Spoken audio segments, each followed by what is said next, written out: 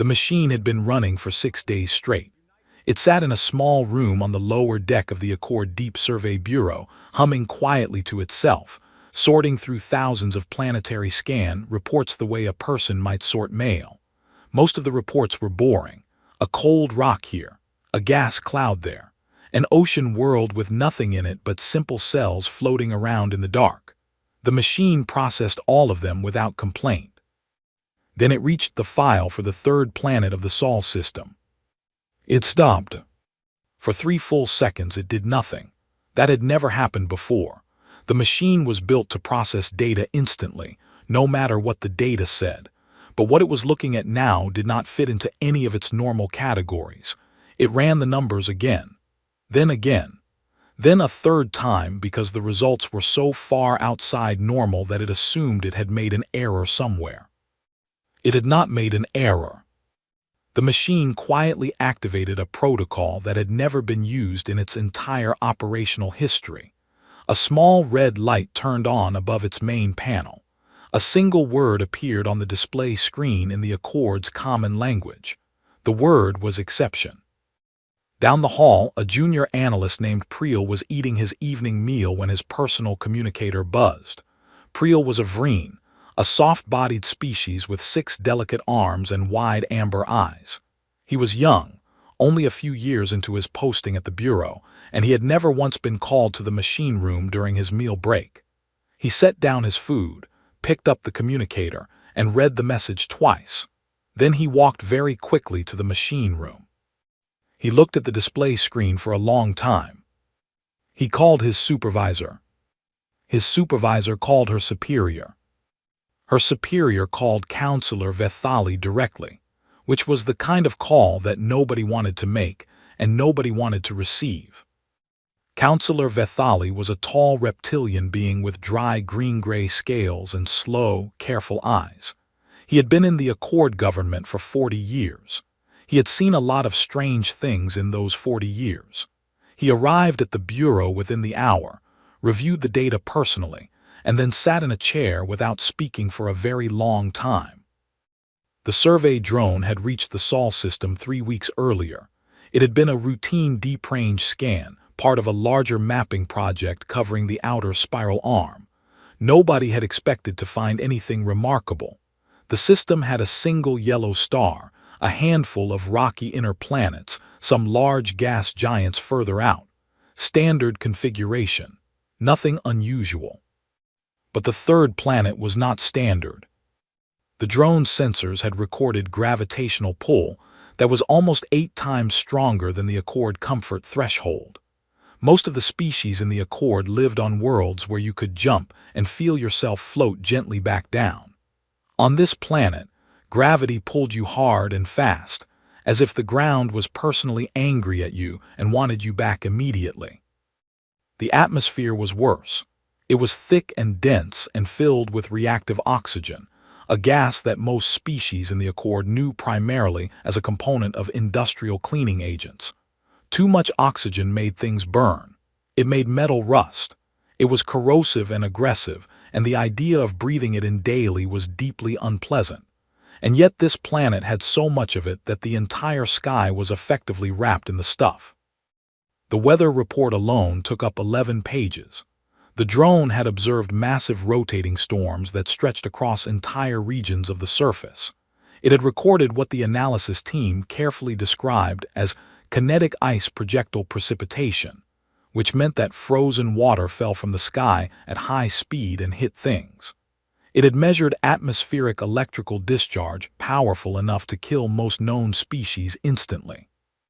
It had logged surface wind events that moved fast enough to pick up large objects and throw them. The oceans covered most of the planet's surface and reached depths where the pressure would flatten a standard Accord vessel like a piece of thin foil. The tectonic plates under the surface moved constantly, cracking open, grinding together, producing earthquakes and volcanic eruptions with what the drone logged as alarming regularity. And then there was the life. The planet was covered in it, dense, aggressive, endlessly varied life. The drone had cataloged over 1 million distinct species in just its initial surface scan, and it noted clearly that it had only covered a small fraction of the planet's total area. Every predator on the surface scored in the apex threat range. Not some of them, not most of them, every single one. There were creatures in the oceans larger than Accord patrol ships. There were insects, that carried diseases capable of killing large mammals in days. There were plants that had evolved to trap and digest animals. The biological survey team had included a small note at the bottom of their report that said simply, "We recommend no further investigation." Vethali read all of it. Then he opened the Accord's ancient classification texts, scrolled past Class 12, and found the entry for Class 13. It had been written over 2,000 years ago by a survey theorist who had wanted to prepare the Accord for any possible future discovery. Class 13 was described as a purely hypothetical category, a world so hostile that the development of complex life was considered mathematically impossible. A world that should, by every known rule of biology and physics, be completely empty. He closed the text. He pulled up a blank authorization form and began typing quickly. The Saul system was to be restricted immediately. All survey data was to be classified at the highest level. No Accord vessel was to approach within 50 light-years of the system without direct authorization from the Council. The ban was to go into effect within the hour. He told himself this was a precaution, just a precaution. The planet was dead after all. It had to be. Nothing could live there. He sent the authorization, stood up, and was halfway to the door when the Border Patrol report came in. A small salvage craft had been stopped at the edge of the Accord's outer trade lane, just 3 systems away from the restricted zone. The crew had introduced themselves in a friendly manner. They had offered food. They had asked, politely, if anyone could point them toward the nearest trade post. They had listed their home world in the registration form. Saul, Vethali stood very still for a moment, then he sat back down. The holding room on Station Verath 9 was clean, comfortable, and completely secure. The walls were smooth pale gray. The temperature was set to what the Accord considered a neutral and pleasant level. There were chairs, a table, a water dispenser, and a small window that looked out onto the docking bay. It was, by any reasonable standard, a perfectly fine room to wait in. Yunji had spent the first 20 minutes of her detention fixing the coolant relay under the floor panel in the corner. Nobody had asked her to. Nobody had even mentioned it. But she had noticed a faint, irregular hum coming from the ventilation system when they first brought her in, and it bothered her, so she had asked the guard if she could borrow a basic tool kit.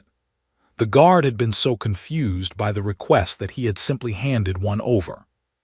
By the time the Accord officials arrived to begin their formal intake process, Yunji was lying on the floor with her head under the panel, humming a quiet song to herself while she worked.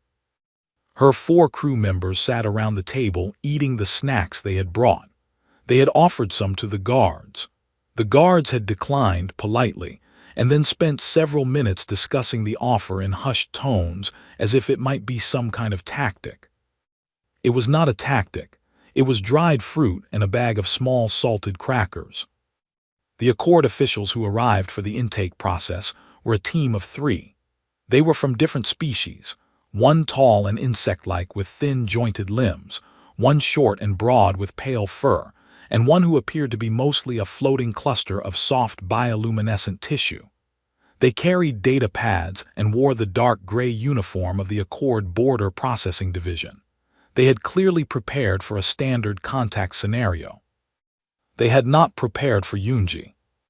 She climbed out from under the floor panel, wiped her hands on the side of her jacket, and greeted them with a pleasant nod.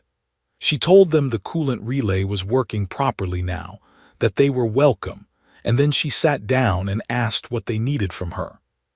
The intake process took 4 hours, not because the questions were complicated, but because every answer Yunji gave produced 3 more questions that the officials had not anticipated. She answered everything calmly and honestly. When they asked about her home world, She described it the way someone might describe a place they loved very much. She talked about the coastline near the city where she grew up. She talked about the way the sky looked before a big storm came in, all green and heavy and alive.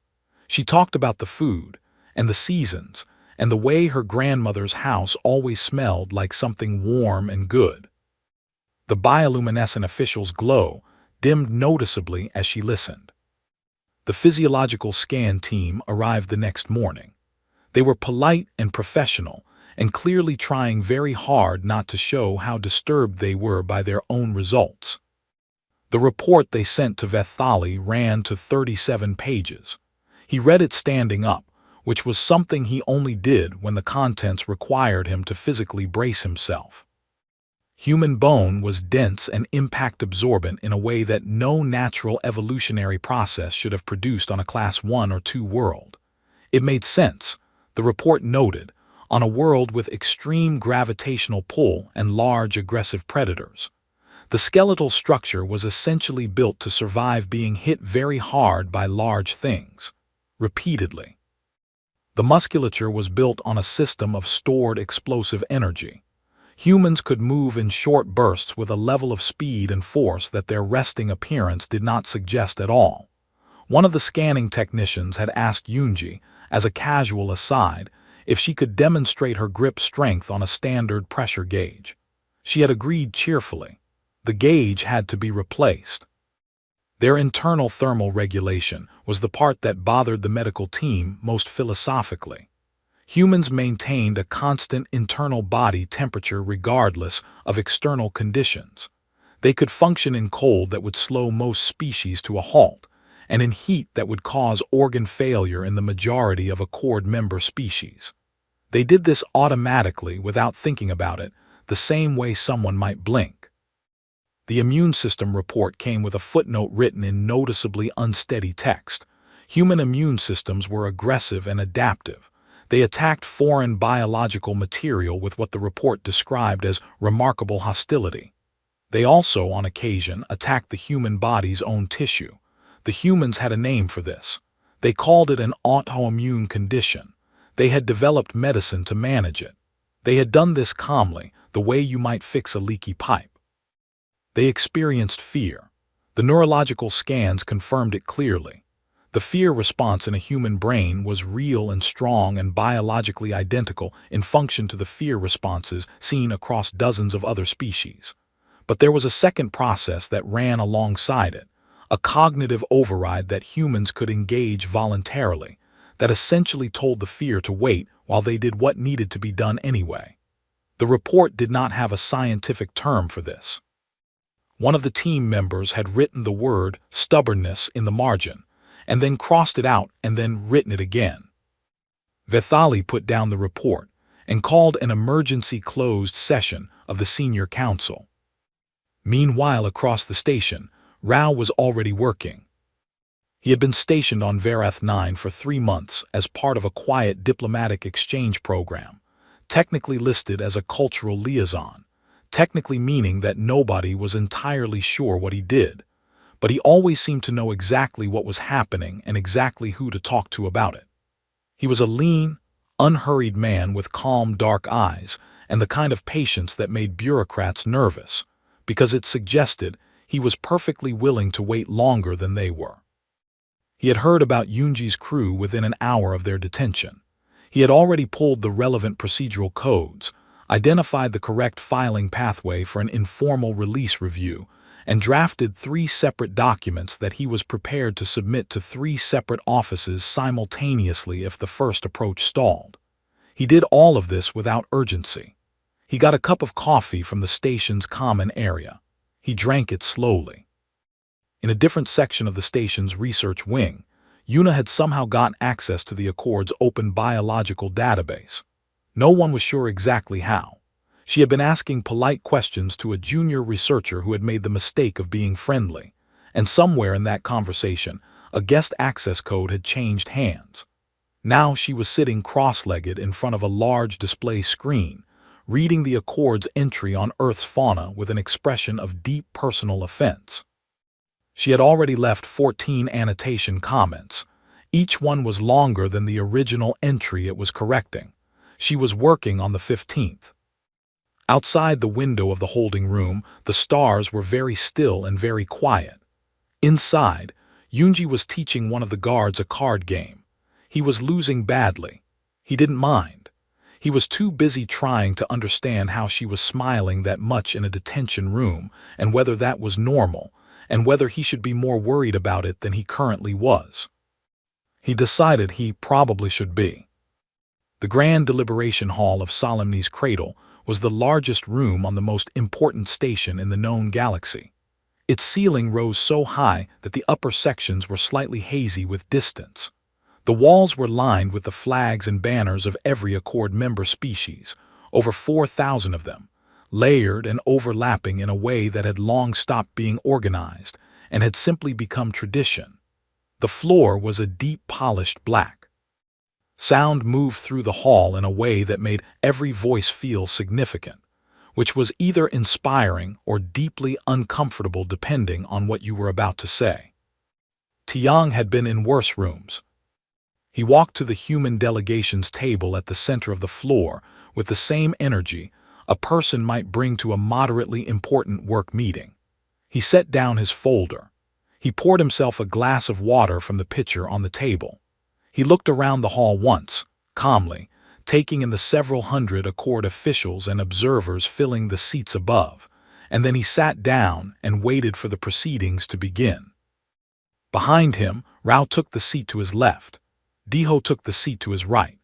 Diho had his hands folded on the table and his eyes slightly forward, the way a person sits when they have spent many years being trained to look calm in rooms that other people found frightening. It was a very effective look. 3 of the nearest Accord observers had already shifted uncomfortably in their seats without fully understanding why. The Accord's lead presenter was a senior official named Counselor Marin, a tall species with pale, translucent skin and long fingers that she pressed together when she was making an important point. She had prepared for 2 months. Her presentation was thorough, clearly structured, and delivered with the full weight of the Accord's legal and scientific authority behind it. It lasted just over 2 hours. She explained the classification system in detail. She walked through the survey data from the Saul system point by point. She presented the physiological reports on humans in careful, neutral language that nonetheless made several audience members visibly uneasy. She outlined the historical reasoning behind the Class 13 designation, the theoretical framework, and the original intent of the ban. She explained that the Accord's position was not hostile. It was, she said, a matter of safety and order. The quarantine proposal was not a punishment. It was a practical measure to protect both humanity and the wider galactic community while a longer study could be conducted. She sat down. She looked satisfied. It had been a very good presentation. Tiang let the silence sit for a moment. Then he asked in a perfectly pleasant voice, "Banned for whose protection exactly? Yours or ours?" Counselor Marin opened her mouth. Then she closed it. She looked at her data pad. She looked at her colleagues. One of them leaned over and whispered something. She nodded slowly and looked back at Tiang. "The classification exists," she said carefully, "to protect visiting species from the extreme conditions present on your world." "Right," Tiang said, "but we're not asking anyone to visit. We're the ones who left, so the conditions on our world don't apply out here." He picked up his glass and took a small sip of water. "So again, whose safety are we protecting with this quarantine?" The hall was very quiet. It stayed quiet for longer than was comfortable, because the answer, when anyone looked at it directly, was not clean. The ban had been written in theory, for a theoretical situation, by people who had assumed that a Class 13 world would never produce anything capable of leaving. The legal language of the quarantine was built around protecting outsiders from a dangerous environment.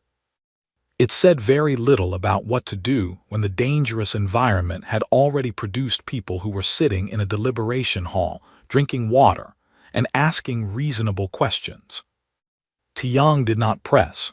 He simply waited, which turned out to be more effective than pressing. When the session moved to witnesses, Diho was called first to speak on human capabilities and history. He walked to the speaking platform with a steady, unhurried step. The Accord's head of joint security, a bulky armored species called a Thren, was watching him with careful professional eyes from the observer gallery. Diho spoke for approximately 4 minutes. He gave a brief and factual account of human military development, the general scope of human conflict across history, and the current state of human defense capability. He used plain language. He did not exaggerate. He did not minimize either. He simply described what was true in the same tone someone might use to read a grocery list. When he finished, the security director requested a short recess. During the recess, 2 members of the Accord's defense advisory team were seen having a very fast and very quiet conversation in the corner of the hall, with expressions that suggested their afternoon had become significantly more complicated. Yuna was called as an expert witness on Earth biology after the recess. She stood up and smoothed her jacket and walked to the platform looking like someone who had been waiting for this moment for a long time, and was very happy it had finally arrived. She talked for 4 hours. She talked about the food chains. She talked about the microbial ecosystems in the ocean floors. She talked about the relationship between large predators and the prey species that had evolved alongside them over millions of years. She talked about fungi. She spent 40 minutes on fungi alone and somehow made every minute interesting. She brought up the immune system data and explained, with genuine enthusiasm, how the human body's occasional tendency to fight itself was actually a sign of an extraordinarily active and powerful biological defense network operating at a level most known species simply didn't have. She talked about parasites. She talked about viruses. She talked about the specific evolutionary pressures that had produced human pain tolerance, healing speed, and stress response. At one point, she paused to acknowledge that some of this information was concerning from the outside and said cheerfully that she completely understood why it looked that way, and then kept going. 3 Accord scientists in the observer gallery had stopped taking official notes and were just listening. One of them had forgotten about dinner entirely. Another had quietly asked a colleague to forward him everything Yuna had submitted to the biological database, including the annotations. By the end of the day, the hall felt different than it had in the morning. The Accord had come in with a clear plan and a clear position. That position had not been defeated. It had simply been made to feel much smaller than it had seemed before the humans sat down. Vethali watched from his seat in the senior council row. He had not spoken all day. He watched Tiang quietly gather his papers at the end of the session, exchange a few low words with Rao, and accept a piece of wrapped candy from Yuna's jacket pocket, which she apparently carried as a matter of routine. Vethali watched this and thought about the vote that was coming in 2 days. He thought about the question Tiang had asked that nobody had answered. He thought about it for a long time. The observation deck on the eastern side of Solemni's cradle was not a popular spot. It was too far from the main corridors, too quiet, and the view was simply open space. No nearby planets, no busy shipping lanes, just a wide black stretch of stars going on forever in every direction. Most people who came to the station had things to do and places to be, and did not have time to stand around looking at stars. Rao liked it for exactly those reasons. He was standing at the wide, curved window with a cup of something warm in both hands when he heard the soft shifting sound that meant Navigator Orin had entered the room. Orin was a feln, a species that existed in a semi-gaseous state, their bodies a slow-moving cloud of dense luminous particles that gathered loosely into a shape roughly the size of a large human and glowed a dim, steady blue. They moved without footsteps. They communicated through a small translation device that converted their internal frequency changes into spoken words. Rao and Orin had been talking, on and off, for the better part of 3 months. It had started with a small navigational question, moved into a conversation about trade routes, and somewhere along the way had become something closer to friendship, which neither of them had particularly planned for, but neither of them minded either. Oren drifted to the window and settled beside him. For a while neither of them said anything. The stars outside were very still. Then Oren spoke. The words came through the translator soft and careful, the way Oren always spoke when asking something that had been sitting in their mind for a while. "Does it hurt?" they asked, "living on a world like that?" Rao looked at the stars. He didn't answer right away. He turned the cup slowly in his hands and thought about it the way he thought about most things, honestly and without rushing. "I think," he said finally, "that's why we laugh so much." Oren's glow shifted slightly, a pale flicker that meant they were listening closely. Rao looked out at the stars and started talking, not the way he talked in formal settings, measured and diplomatic and careful. He talked the way people talk when it's late and the room is quiet and there's no reason to perform for anyone. He talked about growing up, about being a child on a world where the sky could turn dangerous in an afternoon, where the ground could shake without warning, where even the smallest creek could flood and become something terrible after a bad storm.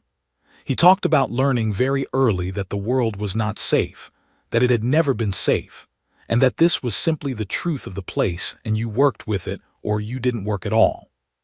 He said that most species, from what he had come to understand, grew up on worlds that were more or less agreeable, worlds that fed them, sheltered them, asked relatively little from them in return, worlds where the baseline assumption of life was that tomorrow would probably be fine. Earth had never offered that assumption, not once in its entire history. And so humans had built something else instead. Not certainty, because the world would not give them certainty. They built something harder to explain and harder to take away. They built the ability to go forward without certainty, to wake up in the morning knowing that things could go wrong in 100 different ways and go forward anyway, not because they weren't afraid, but because being afraid had never once made the storm stop. Oren was quiet for a moment. Then they asked slowly, "Is that why your people make so many jokes about dying?" Rao smiled, "Partly. If you spend enough time living next to something scary, eventually it starts to seem almost funny. Not because it isn't serious, but because what else are you going to do? Cry about it every day, some days sure, but not every day. You'd run out of energy." Oren's glow shifted again, warmer this time. "My people find death very difficult to speak about directly."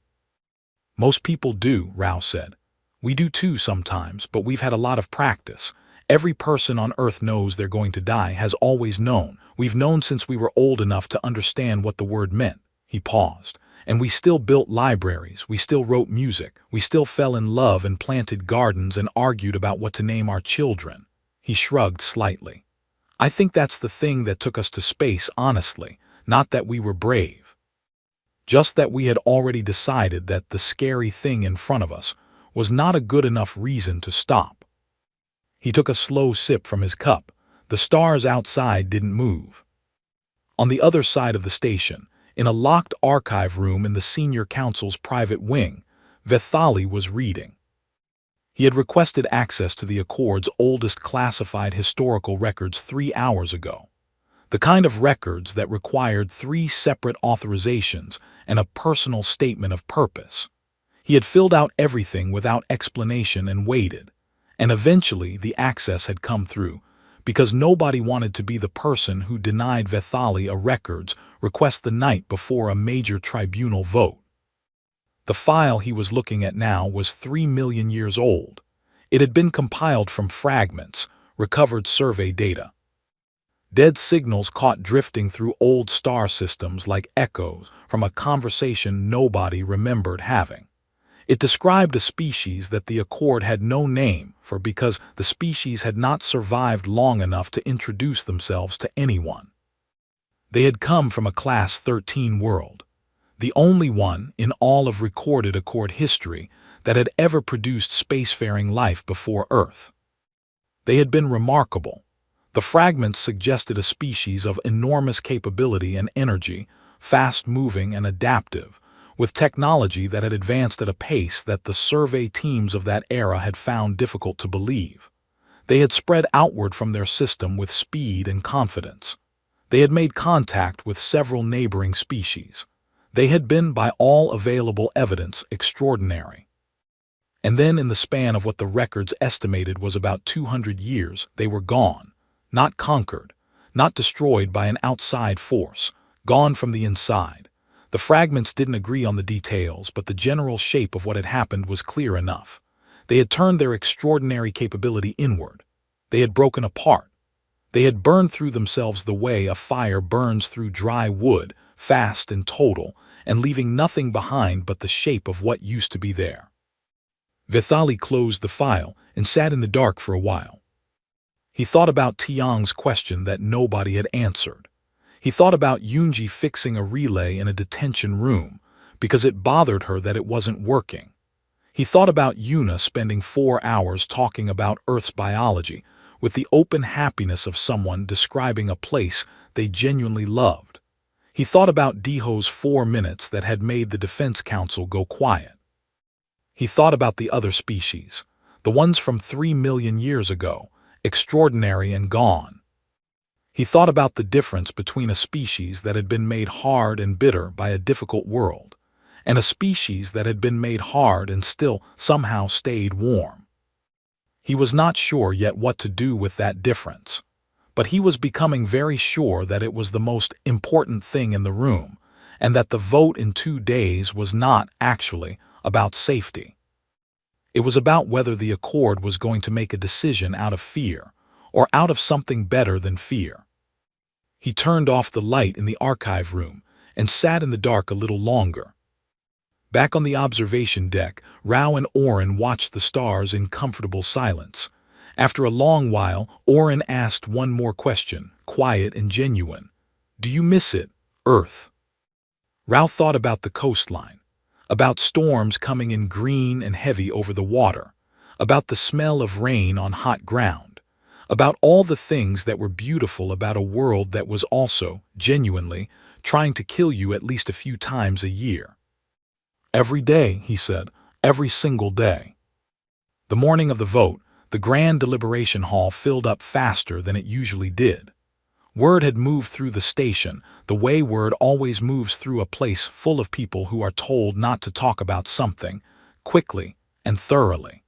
By the time the session was officially called to order, every seat in the observer gallery was taken, and there were people standing in the back corridors listening through the open doors. Tiang arrived at the human delegation's table at exactly the scheduled time, not a minute early, not a minute late. He had a fresh cup of tea. He looked like a man who had slept well, which may or may not have been true but was, either way, exactly the right thing to look like. Rao sat beside him. Diho sat on the other side. Yuna was in the row behind them, already writing something in a small notebook, though what she was writing was not clear and nobody asked. The vote was supposed to be straightforward. Councillor Marin's quarantine proposal had the numbers. The senior council had done the count privately the night before, and the result had been close but clear. The motion would pass. Humanity would be placed under a formal observation restriction while a longer study was conducted. It was, the council had told each other, the responsible thing to do. Then Vithali stood up. He did not look like someone who had slept well. He looked like someone who had spent the night reading and thinking, and arriving somewhere he had not expected to arrive. He stood at the senior council platform with his hands flat on the surface in front of him, and he waited for the room to settle, which it did quickly, because Vithali had a way of waiting that made people pay attention. He said he was withdrawing his support for the quarantine motion. The hall made a sound, not a loud sound, more the sound of several hundred people breathing differently at the same time. He said that he had spent the previous evening reviewing historical records. He did not specify which records. He said that he had also spent a great deal of time thinking about a question that had been asked 2 days ago in this same room, a question that nobody had answered properly, including himself. He said that the Accord had built its position on a fear that was real and not unreasonable, but that fear alone was a poor foundation for a decision this significant. He proposed, instead, a new classification. Class 13E. The E stood for exception, not because Earth was less dangerous than the survey data said. It was exactly as dangerous as the data said. The exception was not about the planet. It was about what the planet had produced. A world that by every known rule should have been empty had instead grown a species that was sitting in this hall right now, drinking tea and waiting patiently. And that species had come here not because they were forced to, not because they were fleeing anything, but because they had looked out at the stars and decided they wanted to know what was out there. That, Vethali said quietly, was not something the Accord's existing classifications had language for, so they needed new language.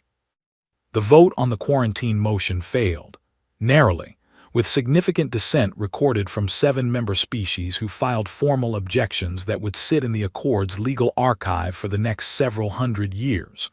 The vote on the Class 13E proposal passed, also narrowly, also with significant dissent. It was not a clean victory. Nobody in the hall pretended it was, but it was real, and it held, and when the session was formally closed and the result was entered into the official record, humanity became the only species in the Accord's 4,000-member history to hold the exception classification. The membership treaty that followed was long and carefully worded in ways that told you exactly what the Accord was still uncertain about. There was a clause buried in the middle of the document, in small, careful legal language, that said no Accord member was permitted to direct or deploy human individuals or groups as a military instrument against another member state. The clause did not say why. It didn't need to. Everyone who read it understood why. Tiang read the full treaty in one sitting, made 3 small amendments that the Accord's legal team accepted without argument, and signed it with a plain black pen he had brought from home. Afterwards, in the corridor outside the hall, Vethali found himself walking in the same direction as Rao. They moved in silence for a moment, which was not uncomfortable exactly, just careful. Then Vethali said, without looking over, that he hoped the Accord had made the right decision. Rao considered this for a moment. "I think you made an honest one," he said.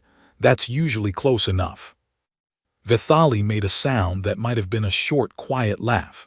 He walked away down the corridor and didn't look back.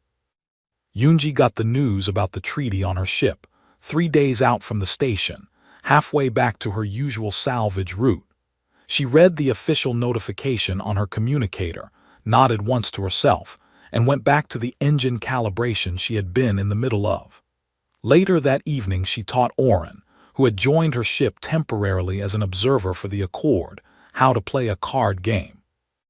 Oren was not naturally suited to hiding information, being a semi-transparent, luminous cloud, but they were trying their best and Yunji told them they were getting better, which was kind and also partially true. Yuna received her formal research appointment from the Accord's Biological Sciences Division 6 days after the vote. The appointment letter said she would be given access to their database to continue contributing updated information on Earth species. It did not fully anticipate that she would also begin updating entries on 47 other planets whose files she had read while waiting for her own access to be approved, and that her annotations on those entries would be, in several cases, more complete than the original surveys. No one told her to stop. She kept going. Deho declined the Joint Defense Council's invitation politely. He told them he would think about it. He did not tell them what he was thinking about.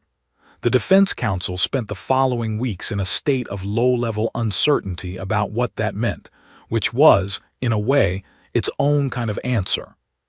Tiang gave a short address to the Accord floor before the human delegation departed. He thanked the Accord for their time. He said he understood this had not been an easy process for anyone. He said humanity was genuinely glad to be here and genuinely intended to be good neighbors, and that he hoped over time the Accord would find that being good neighbors with humans was not something to be frightened of, just something to get used to. He said Earth was beautiful this time of year, and that the invitation to visit was open to anyone who was interested. He said it warmly and meant it completely. The Accord's official record of the session noted that no members formally accepted the invitation. On the observation deck, on the last evening before the human delegation's ship departed, Rao stood at the wide curved window one more time. Oren drifted in beside him after a while, their blue glow soft and steady in the dark. They stood in silence for a while, the way people stand when they've said most of what there is to say, and what's left doesn't need words. Then Oren spoke, quiet and honest the way they always were. They're still afraid of you, even now, even after everything. Rao nodded slowly. He didn't argue with it, it was true. They're afraid of what you came from, Oren said. Rao looked out at the stars, the long black stretch of them going on in every direction, further than anyone could follow. He thought about Earth, about the storms and the seasons and the strange, fierce beauty of a world that had never once made anything easy, about everything that world had built into people over millions of years, quietly, the way water shapes stone, not breaking them, shaping them. I know, he said. Oren's glow flickered gently. Aren't you afraid of where you came from? Rao was quiet for a moment. The stars didn't move. The dark stayed dark. Everything was still and very far away. Then he smiled. I'm from there, he said. There's nothing left to be afraid of. The ship departed the next morning. The station's observation feeds tracked it until it cleared the outer marker, and then it was just a small light moving through all that dark, getting smaller, until it was gone and there was nothing left but the stars, and the quiet, and the long, slow memory of a question nobody in the Accord had managed to answer, sitting in the room long after everyone had gone home.